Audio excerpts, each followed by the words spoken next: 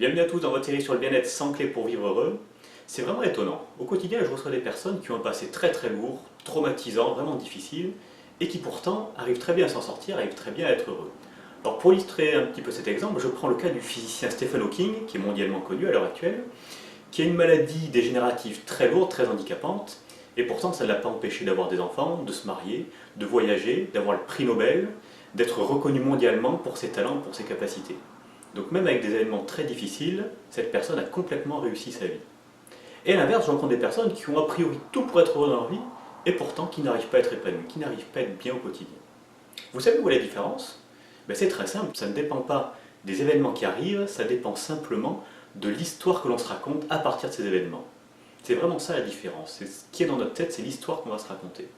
Prenez par exemple une personne qui a été rabaissée, qui a été battue dans son enfance.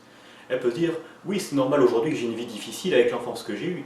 Oui c'est normal que je n'arrive pas à rencontrer des gens, que j'ai des difficultés relationnelles avec le passé que j'ai eu. Oui c'est normal que ma vie soit malheureuse avec le passé que j'ai eu.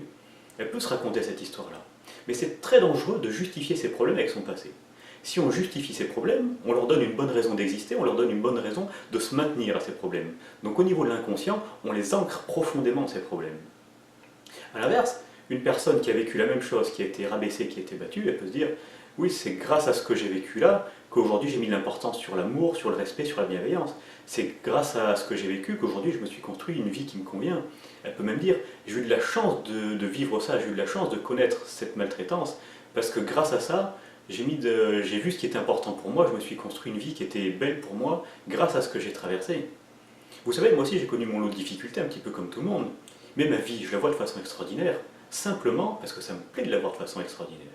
Et n'importe qui peut voir sa vie de façon extraordinaire. On a tous des bons côtés, on a tous des vies extraordinaires à partir du moment où on sait la voir de façon extraordinaire, à partir du moment où on sait voir toutes les opportunités qu'il y a dans notre vie. Vous savez, peu importe les événements qui se sont passés, peu importe les événements que vous avez pu traverser, tout ça, ça appartient au passé. Donc c'est pas ce que vous avez vécu avant qui vous freine à l'heure actuelle. Ça a disparu, ça n'appartient pas au passé.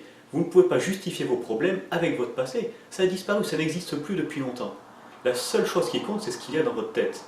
Si vous dites que votre vie est une tragédie, forcément vous la verrez comme une tragédie.